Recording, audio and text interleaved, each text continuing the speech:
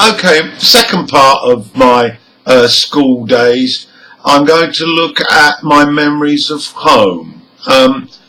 Now, as I've said in my pre-school video, my parents, my sister and I lived in a council house, and also my grandfather, my father's father, lived there. In fact, it was his house.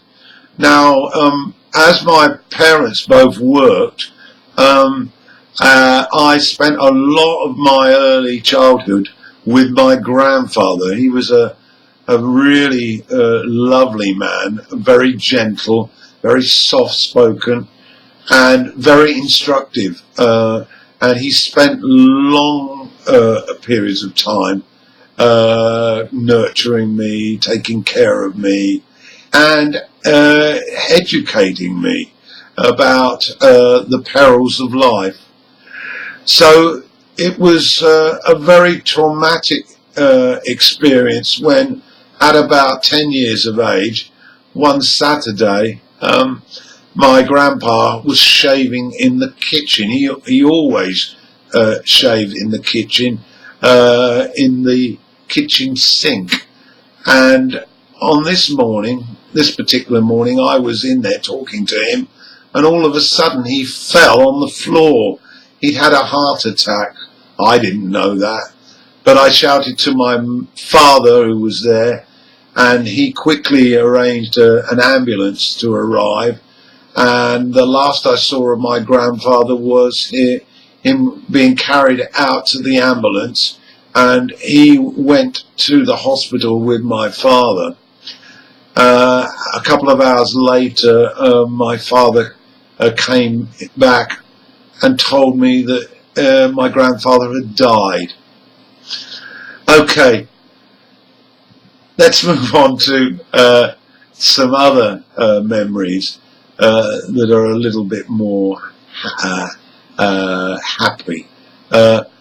As I said, my aunt and uncle lived opposite us, and they didn't have any children, but they did have a dog. It was a mongrel, and they called it Vicky.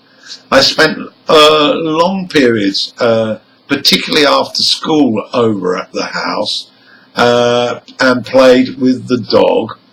My Auntie Dot, she was a very gentle sort of woman. She filled me up with sweets and cakes, and she didn't work. Her husband did. He worked for the post office. Not a postman. He worked in the sorting office. Okay, so what other memories can I describe about home? Well, the neighbours, they had chickens, and I always remember that the chicken toilet smelled terribly.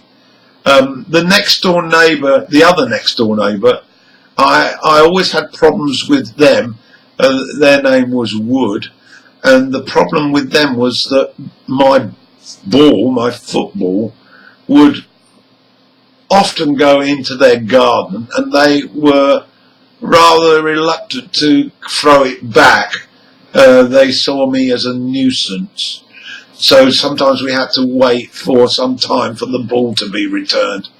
This caused some problems between them and my father, who always made a point of telling them that we were only children, and we needed to have fun.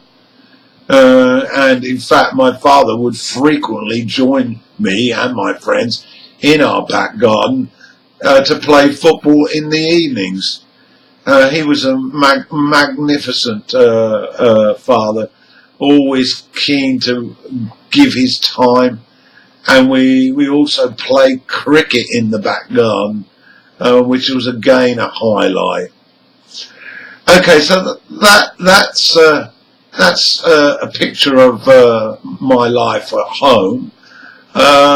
One final thing, when I was a young boy, I was terribly frightened of the dark, and my father had to virtually daily spend a long time in my bedroom to coax me to get to sleep, and I had to have the light on as well. Another phobia that I had was when it came to food. I was a hell of a problem for my mother, and she had real trouble feeding me with nutritional food. I always wanted chips, and I used red sauce all the time, and was very reluctant to eat meat or vegetables, and anything yellow I couldn't eat. So eggs were out, and curiously, so were bananas. Okay, so that's a brief picture of my family life.